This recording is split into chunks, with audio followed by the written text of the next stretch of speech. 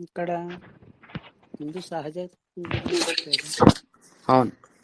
ఇది చాలా సహజంగా ఉందని, ఉమ్, పూర్ణంగా ఉందని, ఉమ్, అయితే పోల్చుకోవడం వల్ల ఇబ్బందులు ఏర్పడుతున్నాయని చెప్పారు. అవునండి. బాబా అట్లా నమస్కారం జీవించారు, అండి బాబా పట్టయ్య గారు. ఇట్లా జీవించారు. హాయ్, నమస్కారం. షిరిడి బాబా వారు ఇట్లా జీవించారు, వివేకానంద స్వామి అట్లా జీవించారు. ఉమ్, వాళ్ళు అట్లా అట్లా అనుకుంటాం కదా, వాళ్ళు అవునండి. సహజంగానే జీవించారు అంటున్నారు. అవును. వారు తను ఎలా ఉండాలో అలాగే ఉన్నారు. అవును. వాళ్ళ కోసమని వీళ్ళ కోసమని ఉండడం కాదు కదా, ఉమ్, సహజంగానే ఉన్నారు. దానికి ఓ మాట చెప్పారు, ఈ సామాన్యుడు అనేవాడు ఎంత సహజంగా జీవిస్తాడో మహనీయుడు అనేవాడు కూడా అంతే సహజంగా జీవిస్తాడు. ఉమ్, చూచే వాళ్ళ తేడా తప్పితే వాళ్ళలో ఏ అవునండి. రకమైన తేడా ఉండదు అని ఆ సహజత్వం గురించి చాలా స్పష్టంగా చెబుతూ, ఈ గంధం చెట్టు అయినా ముళ్ళ చెట్టు అయినా ప్లాన్ ఉమ్, వేసుకుని జీవించవు, అవునండి. ఇది కూడా అంతే అన్నారు. ఉమ్, కృషిలో భాగంగా ఉన్న వారికి తేడాలు ఇవన్నీ మనకు కనిపిస్తున్నాయి, కానీ తనకు తానుగా ఉమ్, సహజంగానే కదా ఉన్నది. అవునండి. ఆ సహజత్వాన్ని గుర్తిస్తే తన దగ్గర ఉన్న సహజత్వం ఉమ్, ఊరికే సృష్టిలో అన్ని ప్రాణులు ఎట్లా జీవిస్తున్నామో సహజంగా ఉన్నాయో మనం అట్లాగే సహజంగా ఉన్నాము. అవునండి. ఇతరత్ర ప్రాణుల్ని పోల్చి చూసుకున్నప్పుడు సహజత్వంలో మనకి వాటికి సమంగానే ఉంది. ఇంకా పూర్ణంగా మన దగ్గర ఏదో ఒక తెలుసుకునే తెలివి ప్రత్యేకత కనిపిస్తుంది బుద్ధి ఉమ్, వివేకంలో. అవును. దానివల్ల ఏం చేస్తున్నాం అంటే మనం పోల్చుకుంటున్నాం. ఉమ్, ఉండడం సహజంగానే ఉంది. ఉమ్, అన్ని ప్రాణులతో పాటు మానవుడిగా ఉన్న ప్రాణి కూడా సహజంగానే తను తయారు చేసుకుంది శరీరాన్ని.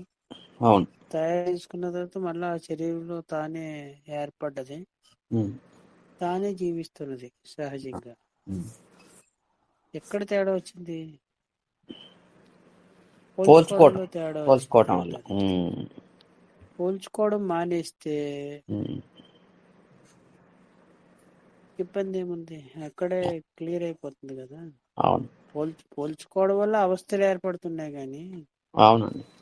అవస్థలు అంటే ఇబ్బందులు.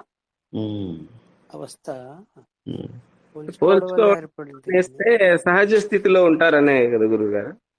సహజ స్థితిలోనే ఉన్నాడు. ఉన్నాడు. పోల్చుకుని ఉమ్, సహజ స్థితిలో లేను అనుకుంటూ జరుగుతుంది. అది. సహజ స్థితి అనేది ఏర్పడేది కాదు, ఉండడం సహజ స్థితిగానే ఉంది. పోల్చుకోవడం వల్ల తన సహజత్వాన్ని తాను గుర్తించడం జరగడం లేదు. అది. పోలికైన ఆలోచన ఏం చేస్తుందంటే సహజత్వాన్ని గుర్తించి నీకంటే చేసిందండి. అవునండి. ఈ పోలికలు ఎలా ఉన్నాయంటే అనంతంగా బోల్డని పోలికలు అనమాట. ప్రతి దానికి పోలికే, ఉమ్, చిన్నదానికి పోలిక, పెద్దదానికి పోలిక. అట్లా మన దాంట్లో సూక్తి ఉంటుంది, ఇట్లాడితే పోల్చుకోవడం మానేస్తే నీవే భగవంతుడు అని. అవునండి. అవును. ఇది గురించి ఇతరతర ఇంతకుముందు చెప్పుకున్నాం, ఇతరతర ప్రాణుల కంటే కూడా ఉమ్, మానవుడుగా ఉన్న ప్రాణికి సౌకర్యములు ఎక్కువ ఉన్నాయి. అవును. మనకి ప్రకృతిగతమైనటువంటి ఇబ్బందుల్ని తట్టుకోవడానికి కావలసినటువంటి సౌకర్యములు చూసుకుంటే మానవులకు ఎక్కువ పర్సెంటేజ్ ఉన్నాయి కదా అవును. సృష్టిలో. అవునండి. అప్పుడు అన్ని ప్రాణుల కంటే హాయిగా ఆనందంగా తానే కదా జీవించాలి. ఆ, ఎక్కడ మరి ఆనందం కొరత ఉంది? ఉమ్, ఎందుకు ఆనందం కోసం మనం దేవులాడడం? పోల్చుకోవడం వల్ల. పోల్చుకోవటం. కానీ ఇతరత్ర ప్రాణులు ఉన్నాయంటే అవి పోల్చుకోవు సరి కదా. దేనికోసం దేవులాడ్డాలు, ఆకలిస్తే అన్నం తినేసి మళ్ళీ కాలు కూర్చుంటుంది అంతే. అవునండి. అవును. ఉమ్. కాబట్టి పోల్చుకోవడం మానేస్తే సరిపోతుంది అని అక్కడితో అది అలా ముగింపబడింది ఆ సమాధానం. ఈ అవస్థలన్నీ పోల్చుకోవడం వల్లే. అవును. మళ్ళీ పైపించి ఇంకొక పోల్చుకోవడం లెక్క కూడా అనేది ఉంది. గురుగారు, మోక్షం అనేది ఎవరో ఇచ్చేది మనం తీసుకునేది అనే ఒక అభిప్రాయం ఉంది. అట్లా లేదు, అదే అవును. గుర్తించాలి. మిమ్మల్ని మీరు పోల్చుకోకుండా ఉంటే చాలు, మీరు ముక్తమైపోయే ముక్త ముక్త ముక్త స్థితి ఏదైతే ఉన్నదో అది తన అనుభవంగా ఉంటుందన్నమాట. అంటే పోల్చుకోకపోవడం అనే మాట చూడడానికి చిన్నగా కనిపించిన ఉమ్, విషయం అంతా అక్కడ ఉంది. ఉమ్, మనకి చెప్పబడిన వేదాంత గ్రంథములన్నీ కూడా ఏదో ఒక్క మాటలోనే చెప్పేస్తుంది విషయం అంతా. చెప్పేసి మళ్ళీ దాని గురించి ఉపోద్ఘాతంగా చెప్తుంది అనమాట అండి, కథలు కథలుగానే. ఉమ్. ఇట్లా ఎవరు పోల్చుకుంటున్నారు? గురువు గారు, అదే ఇప్పుడు చెప్పండి.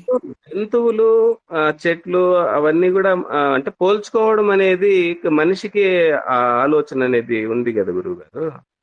ఇప్పుడు అవును. జంతువులు గాని, పక్షులు, ఆ చెట్లు అవి పోల్చుకోవడం లేదు కదా, అంటే అవి ముక్త స్థితిలోనే ఉన్నాయంటారా? అదే అవి ముక్త స్థితిలో ముక్త- ఉన్నాయో లేదో తెలియాలంటే మీరు ముక్త స్థితిలో ఉంటే కదా తెలుస్తుంది. ఒక పోలికతో బందీ అయిన మీరు దాని ముక్త స్థితిని మీరు ఎట్లా గుర్తించగలుగుతారు? అట్లా గుర్తించాలి అంటే ముందు మీ ముక్త స్థితిని మీరు గుర్తిస్తేనే దాని ముక్త స్థితి మీకు అనుభవంగా ఉంటుంది. కానీ ఉమ్, అది. అది ముక్త స్థితిలో ఉంది లేదనేది తెలియాలన్నా సరే మీరు ముక్తలు అవ్వాలి. ఉమ్. అంటే మేము మీ ముక్త స్థితి పోల్చుకోవడం ఒకటి ఉంది మీ దగ్గర. మీ ముక్తత్వాన్ని ఏదైతే ఉన్నదో దాన్ని మీరు గుర్తించాలి. ఉమ్. ముక్తం అంటే విడివడుట కదా. దేని నుండి విడివడట? దేహము మాత్రమే దేహగతమైన పోలికని ఉద్దేశించి కదా ఉన్న పోలికలన్నీ తయారవుతున్నాయి. అవును గురువు గారు. ఊరికే మీ దేహాన్ని ఒక ఉపకరణంగా పనిముట్టుగా మీరు వాడుకున్నట్లయితే, ఉమ్. ఈరోజు యూట్యూబ్లో అదే పెట్టడం జరిగింది. మీ దేహాన్ని మీరు ఒక ఉపకరణంగా పనిముట్టుగా వాడుకున్నట్లయితే ఆ. ఇప్పుడు మీరు పోల్చుకోవాల్సిన అవసరం ఏముంటుంది? మీ పనిగొట్టుని మీరు ఉపయోగించుకుంటున్నారు అనమాట అండి. మీరు అంటే నేను అనబడే మీరు దేహగతమైన మీరు కాదు. అవును గురువు గారు. దేహం అనేది మీకు మీ సౌలభ్యం కొరకు మీ కొరకు ఏర్పాటు చేసుకున్నదనే విషయాన్ని మీరు గుర్తిస్తే ఉమ్. ఆ, గుర్తించిన క్షణంలో దేహం నుండి విడిపడినట్టే కదా లెక్క. అవును గురువు గారు. ఇప్పుడు పోల్చుకోవాల్సిన అవసరం ఎప్పుడు ఏర్పడుతుంది మీకు? ఈ దేహం నేను అనుకున్నప్పుడు. నేను అనే తన స్వానుభవాన్ని మరిచి దేహము మాత్రమే నేను అని అనుకున్నప్పుడు కదా పోలిక అనేది తయారవడానికి అవకాశం ఉంది. అవును గురువు గారు. కానీ ఇతరతర ప్రాణుల విషయంలో ఉమ్. నేను అనే అనుభవంగానే తనుండి దేహాన్ని ఉపయోగించుకుంటున్నాయి. ఆ విషయం మనం గుర్తించారంటే మనకు ముందు ఇక్కడ మీ సైట్ లోనే మీరు గుర్తిస్తే కానీ ఆ విషయం మనకు తెలియదు. అవును. తాను ఏ అనుభవం కొన్నదో ఆ అనుభవంగానే ఉంటూ తాను ఉమ్. దేహం అనే అనుభవంగా కూడా ఉంది. మరి దానికి ఉమ్. ఎవరు తర్పీదు ఇవ్వలేదు, ఆ. ఎవరికి ఏ శాస్త్ర గ్రంథాలు చెప్పలేదు. మనం అలానేమే నేను అనే అనుభవంగా ఉంటూ వ్యక్తిగా కూడా మీరున్నారా అనేది చూసుకుంటే, నేను అనే అనుభవాన్ని కాకుండా వ్యక్తి అనే అనుభవంగా కదా మనం ఉంటున్నాము. అవును గురువు గారు. ఉమ్. ఇంకొక విషయము మీరు కావాలంటే స్టడీ చేసి చూస్తే, అంటే బుద్ధిగతమైనటువంటి విషయం, సూక్ష్మమైనటువంటి విషయము, అర్థం కాని విషయం ఒకటి ఉంది ఇతర ప్రాణులకి మనకి. ఆ. తన్ను తాను ఎలాగున్నానో అలాగున్నానని ప్రకటించుకోవాల్సిన అవసరం కానీ అవకాశం కానీ లేని ప్రాణిగా ప్రతి ప్రాణి ఉంటుందా లేదా మనకు తెలిసి ఆ. ఉంటుంది. అవును. నేను ఎలాగున్నానో అలాగున్నానో అని ఏం ప్రకటించుకోదు. తను ఎలాగుంటే అలాగే కదా ఉంది. అవును గురువు. ఆ దేహముతో తనకి కావలసినటువంటివి ఏర్పాటు చేసుకుని తిని సౌకర్యంగా అలా ఉంటున్నాయి. ఇకపోతే అక్కడ శరీరగతమైనటువంటి సుఖ దుఃఖాలు ఒకవేళ ఏమైనా ఏర్పడినా ఊరికే అనుభవించేసి అలా ఉంటున్నాయి. అట్లా చూసుకుంటే అవి ముక్తమై ఉన్నాయనే చెప్పొచ్చు. గురువు గారు. సరే. ఎందుకని తానుగానే ఉంటూ ఉమ్. వ్యవహారార్థము తన దేహంగా ఉన్న అనే విషయము ఏదైనా ఒక ప్రాణిని మీరు స్టడీ చేస్తే తెలుస్తుంది. ఓకే. మన మనకి ఎందుకు తెలియడం లేదంటే మన గురించే మనకి స్టడీ చేయడానికి మనకు ఓపిక లేదు కదా. అవును. వాటి గురించి తెలియడం లేదంటే. కానీ స్టడీ అవి చేస్తే ముక్తమయ్యే ఈ ఉన్నాయి. ముక్తమయ్యే ఉన్నాయి. ముక్తికి కావలసింది సృష్టిలో ఒకే ఒక్కరు. అది మీ వైపు నుంచి చూసుకుంటే మీరు లెక్కకు వస్తారు, నా వైపు నుంచి చూసుకుంటే నేను లెక్కకు వస్తాను. మీరు ముక్తం అయిపోతే సృష్టిలో ఇంక ఏ ప్రాణి ముక్తం కావలసిన అవసరం ఉండదు. మీకు అనిపించదు, మీకు అనిపించదు. అంటే ముక్తం కానిదే ఉండదు అంతా. ఉండదు. అట్లా ఉంటే మీరు ముక్తం కాలేదని అర్థము.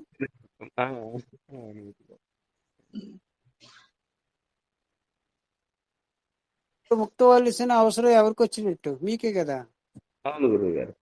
ఒక సూత్రం చెప్పారండి, వాళ్ళు ముక్త కాదు ఇల్లు ముక్తులు కాదేదని కదా మనం సత్సంగాలే పెట్టుకుని మాట్లాడడం అనేది జరుగుతుంది. ముక్తము కావలసిన అవసరం ఒకే ఒక్కడికి ఉంటుంది. అది తన వైపు నుంచి చూసుకుంటే తానే అని అర్థం వస్తుంది. తాను ముక్తమైతే తనచే చూడబడే సృష్టిలో ఎవ్వరు ముక్తం అవ్వలేదు అనేది తొయ్యదు. అట్లా తోస్తే తానే ముక్తము కాలేదని అర్థము. ఇది సూత్రం అనమాట అండి, మీరు ముక్తం అయ్యారో లేదో తెలుసుకోవడానికి. తాను ముక్తమైతే తనకు అన్యంగా ఏది ఉండదు, అంతా తనగానే గోచరిస్తుంది.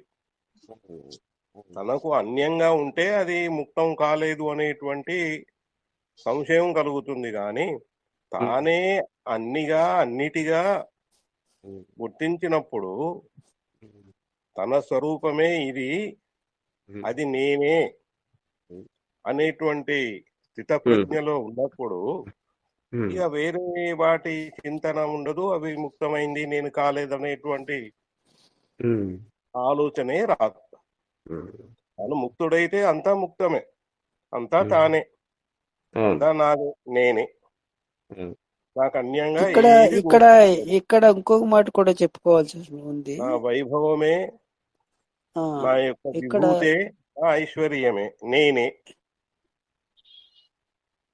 ఇక్కడ ఇంకొక మాట కూడా చెప్పుకోవాలి. తాను బద్ధుడైతే ఒక బద్ధుడని తలిస్తే కమలాసన్ గారు భగవాన్ కూడా బద్ధుడే. ఆ భగవాన్ అని మీరు ముక్తమైన పిలిచిన, జ్ఞాని అని పిలిచిన, గురువు గారిని మీరు జ్ఞాని అని పిలిచిన, ముక్త పురుషుడు అని పిలిచిన ముక్తము లెక్క రాదు. ఎందుకంటే మీ లెక్క వర్తిస్తుంది అక్కడ. మీరు బద్ధులు అయ్యి ఉంటే మీరు ముక్తం కాలేదనుకోండి, గురువు గారు ముక్త పురుషులని మీరు మాట వరుసకు అన్నప్పటికీ ఒరే అందరూ అంటున్నారని మనం అంటాం. మీరు బద్ధమైతే లోకం అంతా బద్ధము లెక్క వస్తుంది. మీరు ముక్త పురుషులని అన్నప్పటికీ చెల్లుబాటు అవుతుంది ఆ మాట, మీకే అందదు. భగవాన్తో సహా భగవాన్ అయినా సరే. ఎందుకని మీరే బంధములో ఉన్నారు కదా. వారు ముక్తత్వం మీకెట్లా తెలుస్తుంది? మీరు ముక్తం అయిపోయారు అనుకోండి, ఇక్కడ బద్ధులు ఎవరు కనిపించడం లేదు. ఓకే, ముక్తమవడం అంటే దీని నుండి విడిపడుట. ఏ దేహాది సంఘాతముతో కలిసి మీరు నేను అంటున్నారో ఆ నేనుగా ఉండకుండుట, నేను అనే స్వానుభవంగా ఉండుట. దేహాది సంఘాతాన్ని తత్కార్యార్థమై వినియోగించుకునే వారిగా ఉండుట. ఇక్కడ ముక్తం కూడా ఉంది. ఇంకక్కడ మీరే అలా ఉన్నారు కాబట్టి ఇంక మొత్తం అన్ని అలా ఉన్నట్టే కదా లెక్క. మీ లెక్క వర్తిస్తుంది. మీరు దేహంగా ఉండి మిమ్మల్ని మీరుగా కాకుండా మీ దేహంగా తలంచు ఇతరులు దేహాతీతమైన స్థితిలో ఉన్నారు, వాళ్ళ ముక్త పురుషులు, వారి జ్ఞానులు అని ఏకరవు పెట్టడం వల్ల వచ్చిన ప్రయోజనం ఏమి? వాళ్ళు చెప్పారని వీళ్ళు చెప్పారని మనం చెప్పుకోవడమే. కానీ మీకు ఆ అనుభవం ఉంటే మీరే ముక్తమైపోతున్నారు కదా.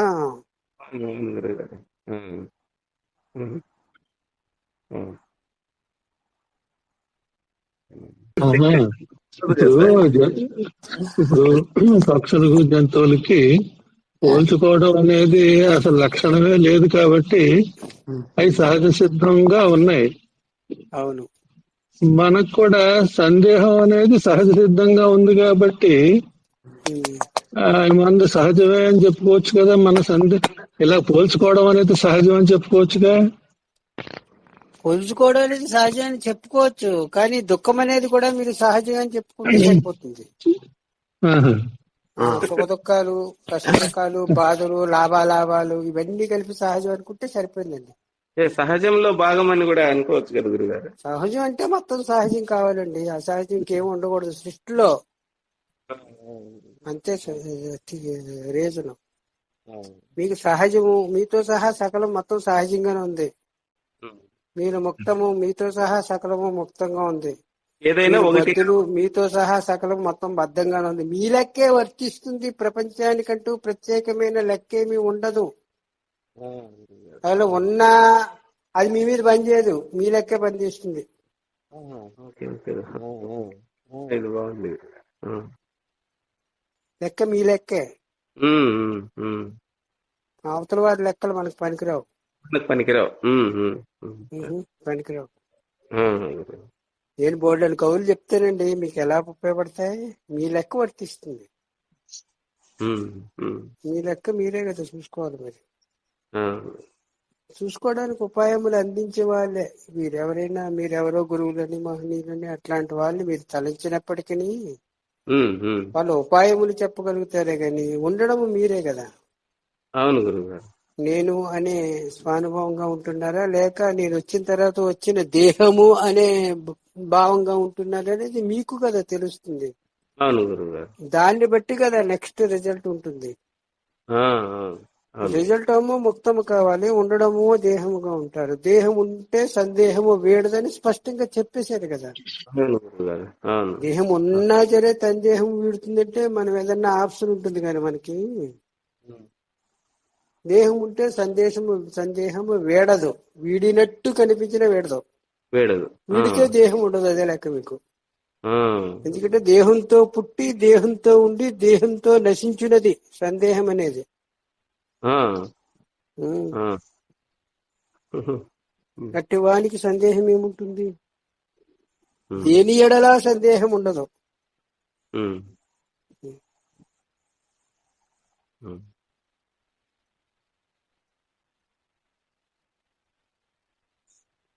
పోల్చుకోకండి అని చెప్పడంతో ప్రాబ్లం మొదలైనట్టుగా అనిపిస్తుంది సార్. అదే కదా వాళ్ళే చెప్తున్నారు. మరి అంతే కదా. మరి ఈ మాట ఇతర జంతువులకు ఎవరో చెప్పలేదు, ఆ కమ్యూనికేషన్ ఆ వ్యవస్థ లేదు.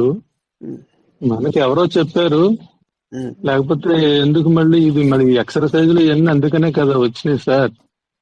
పోల్చుకోకండి చెప్పడం వల్ల పోల్చుకోకండి అని మరి అంతే కదా. అంటే నేను ఇంకేదో చేయవలసి ఉన్నానని చెప్పి ఇంకక్కడి నుంచి నాకు అన్ని సమస్యలు మొదలైనవి. సహజ స్థితి ఏమో పోల్చుకోవడం అయ్యింది. అది వద్దు అనడంతో బదిలించుకోవడం అనేటువంటి ఒక పెద్ద కార్యక్రమం నాకు తగిలింది. అంటే మరి ఇంకో మాట కూడా చెప్పుకున్నాం కదా. పోల్చుకోవడం అనే సహజ స్థితిని, పోల్చుకోవడం అనే దానిని కూడా మీరు సహజ స్థితిగా అంగీకరిస్తే దానికి అభ్యంతరం పెట్టడం లేదు. దానికి అభ్యంతరం ఎందుకంటే మీదే కదా, మీరు పోల్చుకునే కదా. మీరు పోల్చుకోనే లక్షణం మీ దగ్గర లేదు. పోల్చుకోవడం అనే దాన్ని కూడా విడిచి ఉండుట గురించి కదా మీరు చెప్తున్నారు. పోల్చుకోవడమే నాకు సహజ లక్షణంగా ఉంది. మీరు మళ్ళా ఇంకో మాట ఏదో కొత్తగా తీసుకొచ్చి పెడుతున్నారేంటంటే బాబు ఈ తలకాయ నొప్పి మాకేటని కదా అంటున్నారు. అది వచ్చి పడింది. ఎలా వచ్చి పడింది? కాదు నిజంగా పోల్చుకోకుండా అనే మాటను కూడా పోల్చుకోకుండా ఉంటే సరిపోయినట్టే కదా. మరి మహనీయులను ఆదర్శంగా పెట్టుకోవడం వల్ల వచ్చేసింది. వద్దనే కదా చెప్తున్నారు. వాళ్ళు చెప్పడం వల్ల కదా నాకు ఈ ఆలోచన వచ్చింది. వాళ్లే వద్దని కూడా చెప్పారు కదా. చెప్పడం వల్లే వస్తే వద్దని కూడా వాళ్ళే చెప్పారు. మరి మీకు చెప్పలేదు డైరెక్ట్ గా. గుర్తుపెట్టుకోండి, ఎవరో ఎప్పుడో ఎక్కడో ఏదో సందర్భంలో అడిగిన వారికి చెప్పబడిన మాటలన్నీ కూడా పోగు పెట్టుకుని ఒకచోట రాసి పెట్టుకుని మనం మాట్లాడుకుంటున్నాం. మన దగ్గర ఉన్న లిస్ట్ లేదు వాళ్ళ దగ్గర. అసలు ఏది లిస్టు లేదు. జీవనానికి సంబంధించిన లిస్ట్ ఏదన్నా ఉందా వాళ్ళ దగ్గర? మన జీవనానికి సంబంధించిన లిస్టు పుట్టిన దగ్గర నుంచి చనిపోయేదాకా బోర్డులంత ఉంది. వాళ్ళ దగ్గర లేవు కదా.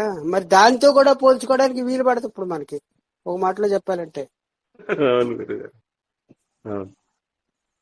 మహనీయుల మాట పక్కన పెట్టేయండి కాసేపు. ఇతరత్ర ప్రాణులతో కూడా పోల్చుకోవడానికి కూడా నోసుకోలేదో మనం కూడా అనుకోవచ్చు చెప్పాలంటే. ఎందుకంటే అంత సహజంగా ఉన్నాయండి అవి. సహజత్వం అనేది మనం అక్కడే చూడొచ్చు. దానికి ప్రత్యేకంగా మహనీయులు అవతరించవలసిన అవసరం లేదు. కానీ మహనీయులు దేని కొరకంటే అది అడిగితే వివరణ చెప్పారు, అది చెప్పలేదు కాబట్టి ఇక్కడ చెప్పబడింది అంతే తేడా. అక్కడ అది చెప్పదండి, ఉంది. ఆ వివరణ ఇక్కడ ఇచ్చారనమాట. ఈ సైట్ లోంచి ఇవ్వబడ్డది కాబట్టి వారు మహనీయులు అయ్యారు. ఆ సైట్ లో ఇవ్వబడలేదు.